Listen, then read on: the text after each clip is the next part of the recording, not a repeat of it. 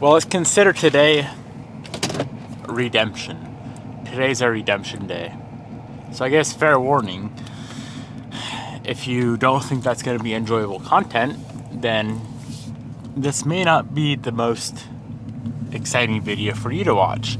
But for everyone else who's very invested in the Evo 8 project and their OCD is killing them with my trash work over the last, well, not early yesterday. Everything I did yesterday was solid. All the seats and whatnot, the turbo kit, all that went good. I did quality work on all that stuff. But the day prior, man, with the sunroof issues, the shifter issues, there's even other tiny little things that I need to complete with the interior.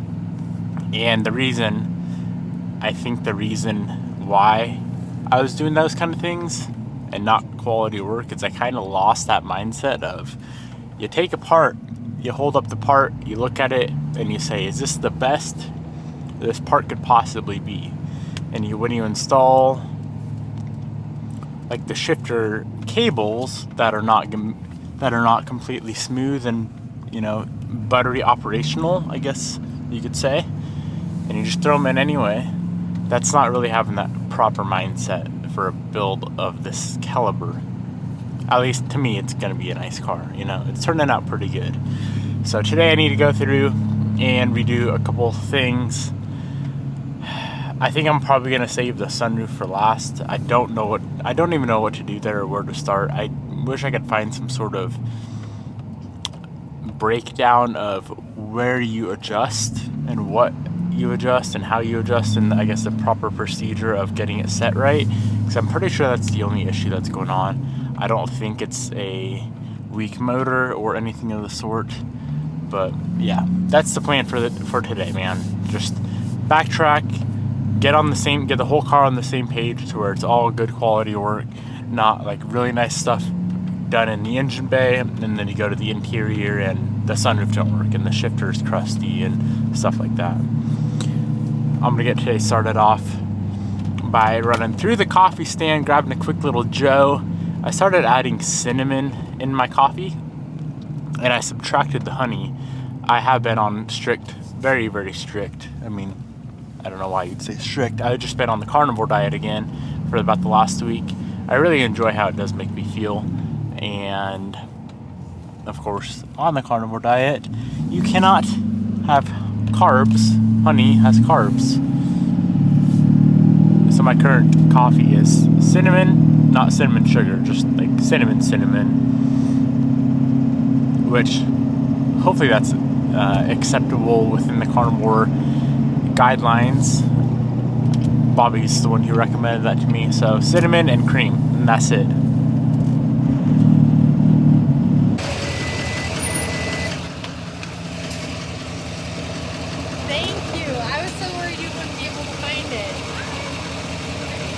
I'm so confused. Oh, Bobby. All right. Goodbye. All right. Thank you for the milk jug. Have fun with your milk jug.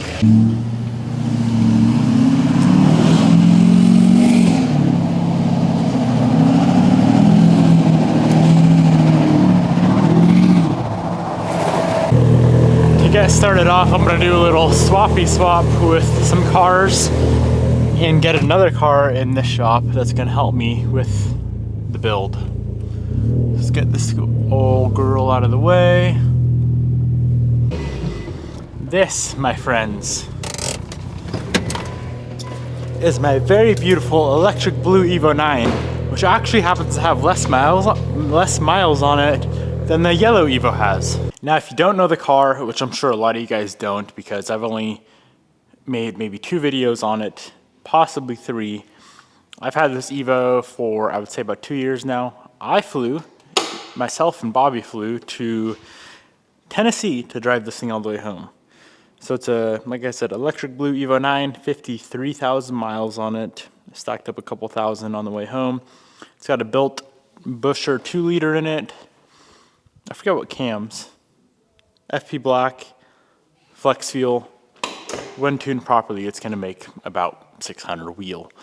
But anyways, the reason I wanted to get that car in the shop next to good old Yeller, still haven't came up with a good name for that car, is because I keep going into the other side where I store cars, and just looking at random pieces on this car, and we need to get this shifter issue figured out. I'm pretty sure I have the shift selector assembled wrong. Don't mind the paint on this thing. It's definitely needing a polish.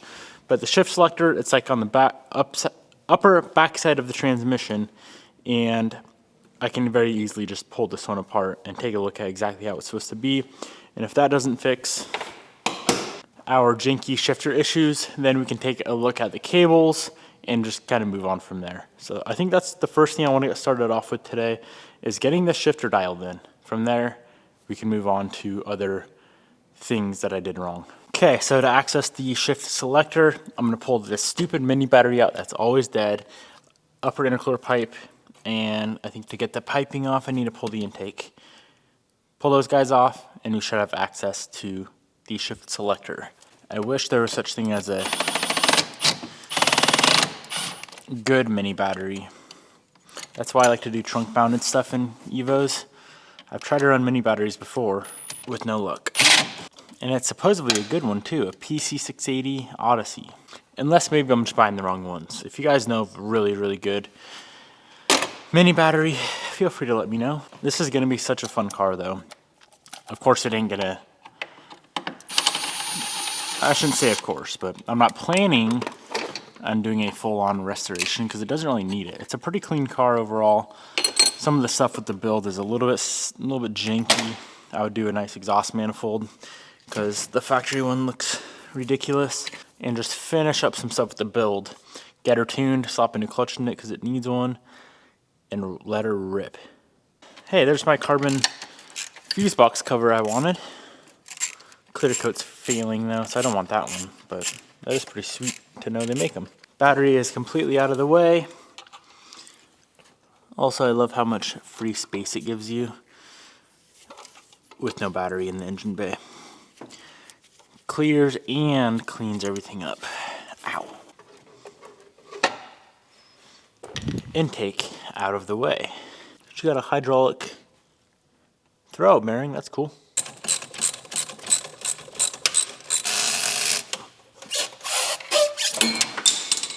Oh my gosh.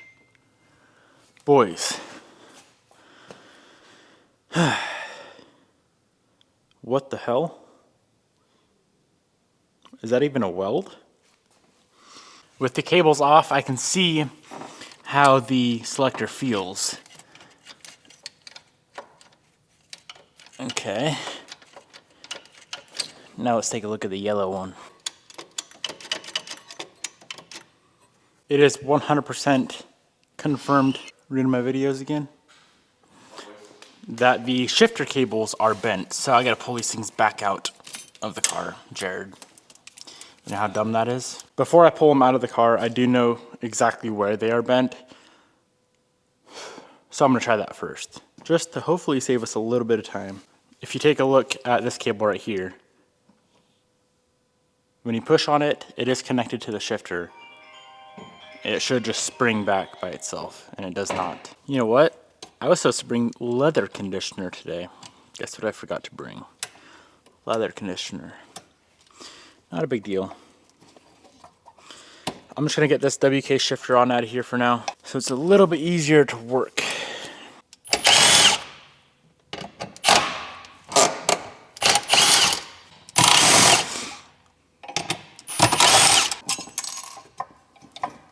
Oh yeah, that thing is freaking bummy. Okay, how's this one? It's better. So I think the bend on the cable happened right here when we were trying to put them in, or no, take them out. If I put my fingers right here, I can feel it bind up. If there's a way to get this end off of here, that'd make life so easy. So I just went ahead and ordered a replacement set of shifter cables. They do not make new OEMs, so I found a good used set on eBay, low mileage. I just have a feeling that once these things are bent, there's really no saving them. Now I'm going through and I'm pulling out the dash pad. It's only a couple bolts holding it in. And as soon as this guy's out, I can yank this dash bar out and get it refurbished. I didn't do it before because I was apparently feeling a little bit lazy, but I know it's the right thing to do. You guys called me out. And it pissed me off at first because I was like, it doesn't matter. But it pissed me off because I knew it was the right thing to do, and I was not doing it right. Also, that's a pro tip, life advice, life hack. If someone calls you out and you get pissed, it's probably because it's true. If someone calls you fat and you get mad, it's probably because it's true. Or lazy. You know what I'm saying? If it ain't true, you would just laugh and say, oh, you're an idiot.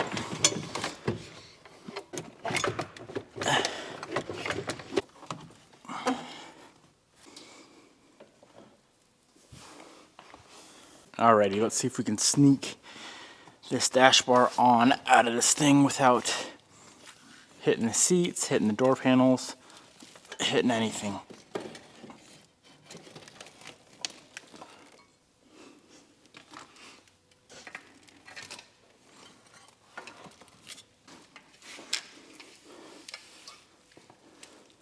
Yeah, you know what? You guys are right. This thing does look like trash. So by the end of this, it's going to be redone. It's all going to look good. Granted, it's hidden. I get it. A lot of you guys probably feel the same way. That it's hidden. It doesn't matter.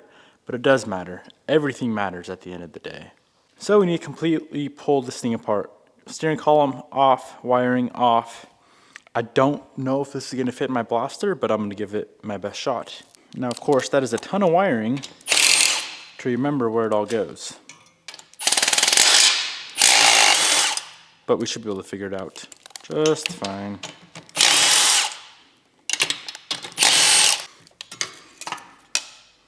I guess that means we probably have to go through and redo the steering column too. This is something I am going to go through and take quite a bit of photos of, just to make sure the harness goes back on in the same exact orientation.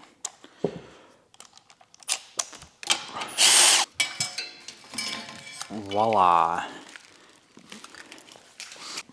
Wiring is off and we are left with a completely bare dash bar. Who am I kidding? It'll definitely fit in our blaster. I think this is the one time I'm actually going to be using the blaster for something massive. Let's get this glass bead out of here. I think I'm done glass beading for a while anyway. Get some 80 grit back in. We'll be good to go.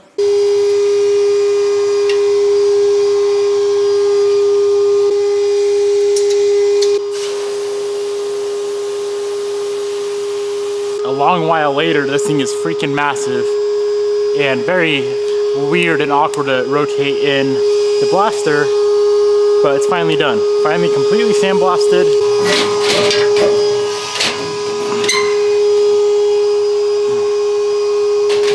And she is ready for its coating. Now this is a perfect candidate for Cerakote instead of powder coat, and the reason for that is there's so many threads on this bash. Keep calling it like a bumper bar or bash bar, but there are threads on this whole entire thing. So Cerakote is so thin that you don't need to mask the threads. That's going to be a huge help. I'm going to be using oven cure Cerakote today instead of air, because oven, we will be allowed to put it back in the car this evening. Air cure, we should probably wait at least overnight. And I'm trying to get this thing back to its previous state of being complete, just done right. And I want that done today. Now we do need to get her in the oven, so provided it fits, which it should easily fit diagonally in this thing, we should be in the clear.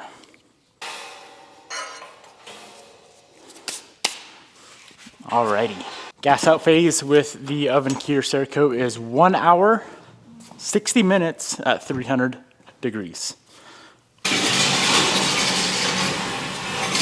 We could probably skip this phase, being it is there we go again. Being that it is a dash bar, there's not going to be any sort of oil or anything like that. But just to do it right, I want to get back to doing things right on this build. I'm going to do the gas out phase. Now let's take a look at this thing. Will this completely come apart or not? Stay tuned to find out. So I've been working on trying to get the steering column itself apart. There was a circlip up here. I got that off. Now there's going to be a bearing on this side up here and on the bottom. I've tried to knock this shaft out of the center column, and I'm worried I'm going to mess these splines up as well. As you guys know, I just replaced this because my old splines were messed up. So what I'm going to do, I'm not going to be Cerakoting this. I'm just going to go ahead and clean this up with the Scotch-Brite wheel on the buffer, and it's going to look really, really good. It's still going to be bare metal, but it's going to look very, very nice. So let's get it cleaned up. And of course, it's all interior pieces anyway. It doesn't matter that it's bare. Well, if it's that way from the factory, it probably doesn't matter all that much.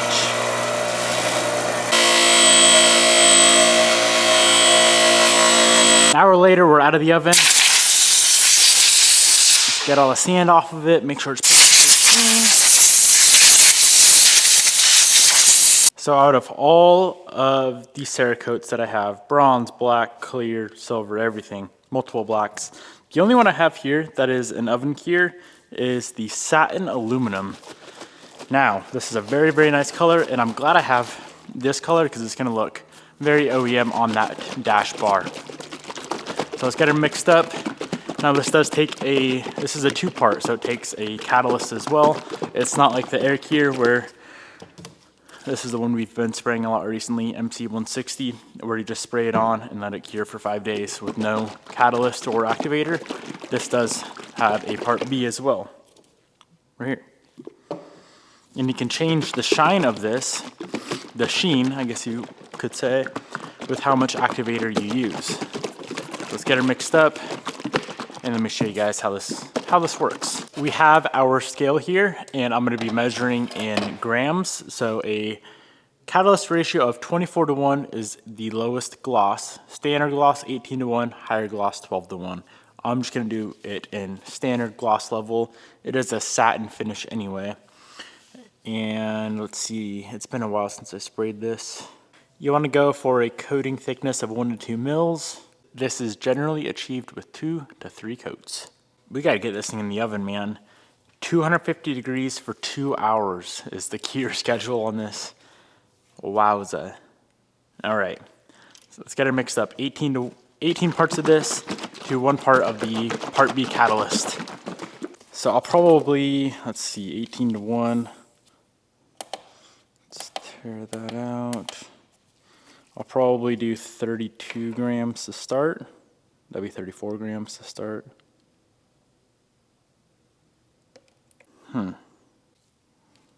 That is super thick. This Cerakote's been sitting for too long. That's bad. That is not good. That's junk. Dang, man. That really ruins my plans. This bottle's going in the garbage. This has been sitting on my shelf since my parents' garage. Probably 5 years. I should have thought of that beforehand. So with that being said, plan B. C138 Jet Black. This is an air cure. So I don't know if we're gonna have time to wait to get this thing together tonight. Dang. Oh well. Black's gonna look good.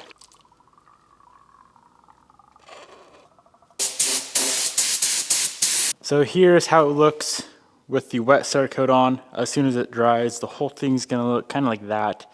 That's already starting to dry up a little bit right there. And as you can see, I did get the shaft out. I wasn't happy with how it was coming out with Scotch-Brite, so I did that as well. It's a couple hours later, and our dash bar is cured plenty enough to go ahead and reassemble. This looks very OEM plus.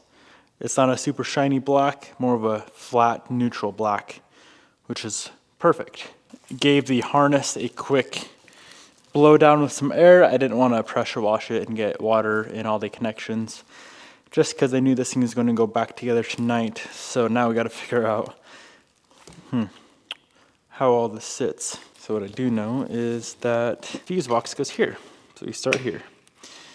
Of course, the harness can't really get all that dirty when it is under the dash the whole time. A little bit of dust here and there, but nothing major. Now this, my friends, is a I don't know why it sounded like a dirt bike, but this is a properly looking freaking dash beam. This thing looks immaculate. Steering column going in, and this guy is ready to go back in the car. Pretty quick turnaround, not terrible. Doing it right doesn't really take all that much longer. Now I don't really know what this part is, but I do know I forgot to put it on previously. Now not only do we have to worry about not scuffing anything on the car, I also don't want to scuff anything on this bumper. Dash bar. She's in. Got awfully close to our headliner. That looks good. Good call. Good call on the black. That looks beautiful.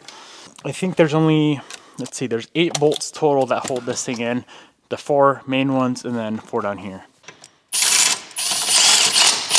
Now, of course, the main thing is all of the wiring. There's a whole lot of wiring on this guy.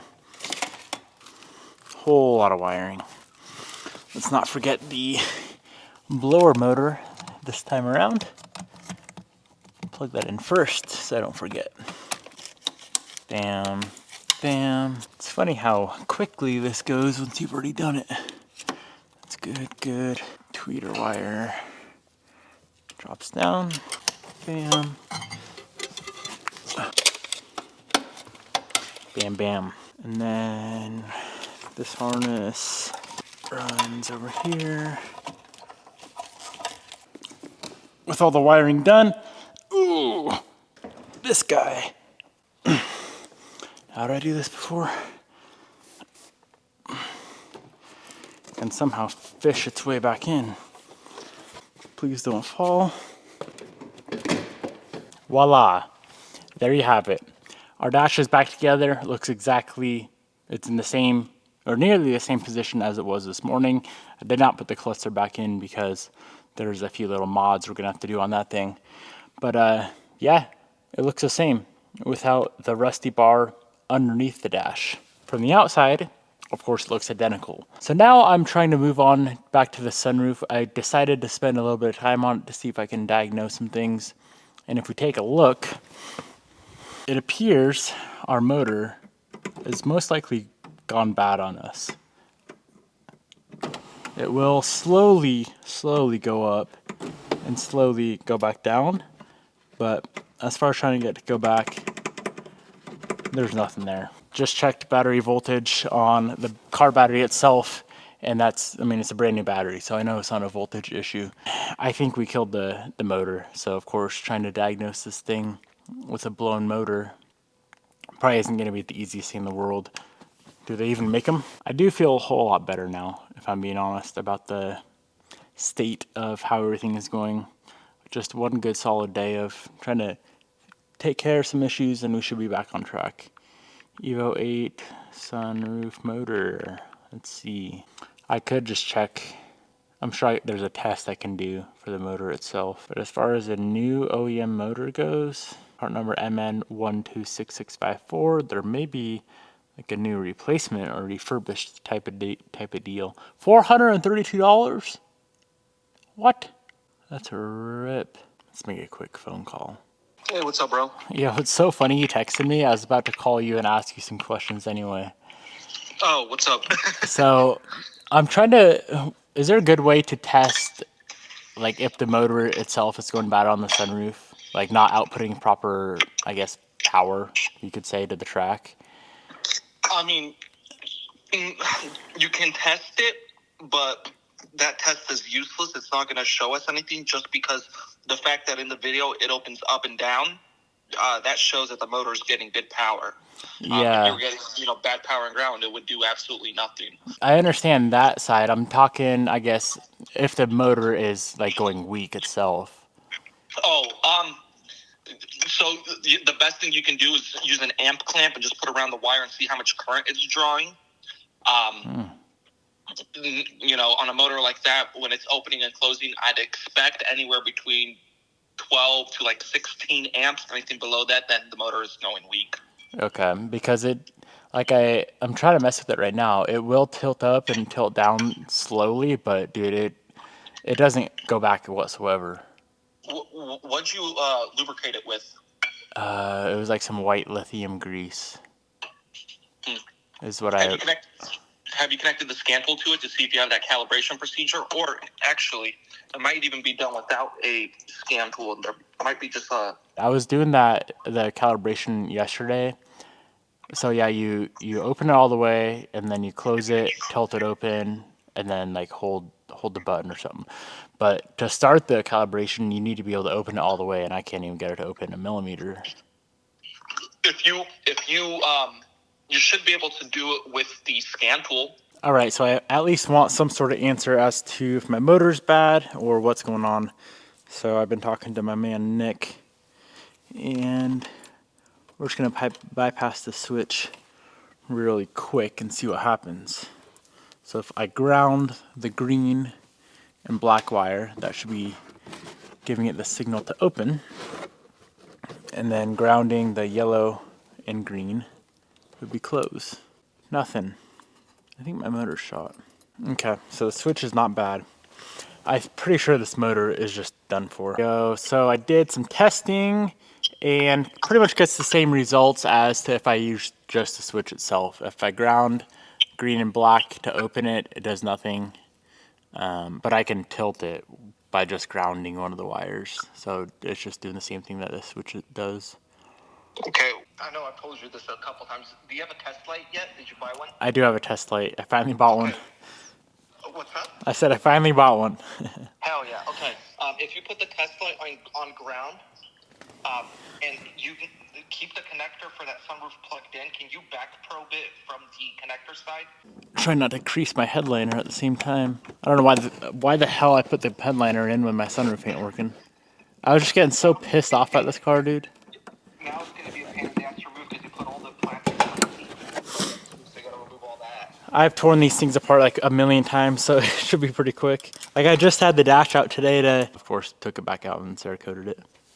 Hell yeah. I didn't obviously say anything about it, but you're doing a build that nice, it's like, you might as well. Dude, I was just getting so sick of I just wanted to make big progress on it, so. Take a day off, you know? I can't take time off, bro. Are you kidding me?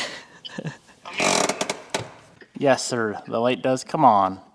Okay, so does it light up nice and bright, or is it fairly dim? Oh, she's brighter than my future. Okay, that's pretty damn bright then. It'll take me maybe, honestly, 10 minutes to pull this headliner back out. There's just a pillar trim in there. There's no sun visors or door handles or the handles. Well, guys, I'm going to pop the headliner back out. I don't know why I put it in. I was just trying to, like I said, just trying to make good progress. But we're backtracking. Today's a backtrack type of day. Okay, so let's take a look at all of our wiring. Nice, bright, and red, he said. Or very bright. It blinds me. Is it? Well, that's tilting it. No, this way. Oh, bro, it completely locks up. Huh. Well, I have the glass in a good position to where when the sunroof is closed, it's actually flush. But it doesn't really matter if the sunroof don't work.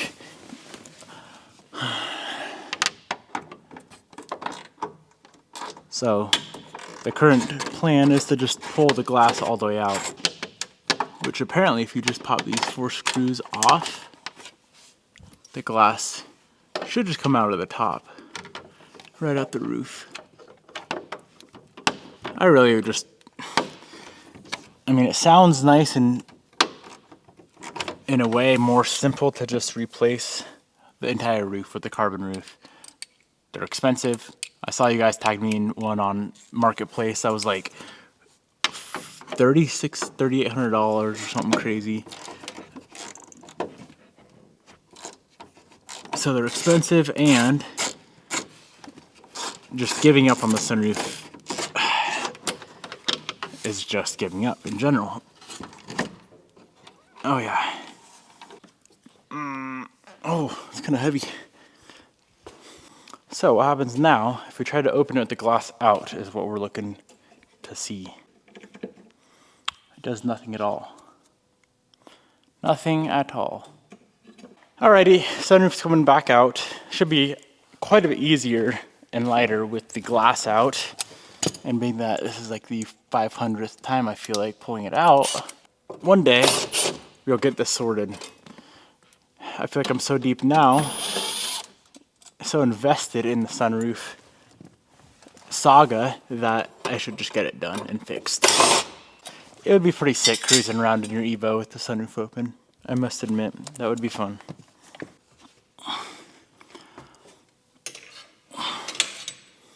Okay. I made a ballsy move and pulled it out with just winging it, I guess you could say. So what is going on? So I'm now understanding how everything works. But yeah, that's the whole problem. I just got to figure out why those hooks come above and don't go down. It's like maybe something's worn out. Nick, my man, and I just spent, I don't even know, hour and a half probably on FaceTime trying to diagnose the sunroof. I have a perfect understanding of how everything works now. And they make it's this little wear guide, I think you'd call it. And this happens to be one of the only pieces replaceable on the sunroof that's still available from Mitsubishi. And they're $4 per side. So I'm pretty sure these are causing everything, because if this is worn out like it is, then every time you try to go back, it's gonna pop out of the track, because this is what holds it down in the track for a little nub to hook into a hook. It's a little confusing to explain, but I'm gonna order these things up. They're $4 per side, and so it's not a huge expense if this isn't the case. I tried to modify this one, but it didn't work. So that is that. Wow. I know today was a random day in the shop, but this is just the reality of me and my life. And sometimes I want to haul ass and make a ton of progress, and it just ends up biting you in the ass when things aren't really done right. I'm glad that I have a pretty good understanding of what's going on with the sunroof. If I manually put it down into the track, of course, it works perfectly fine every time. So as long as that guide is the proper guide that I need, then the sunroof should be fixed. Now, of course, you still have the 2 outward dents in the roof, and that would be easy to get taken care of with PDR. I'm stoked of today. It was a good mental clarity refresh type of thing, and we can move forward from here.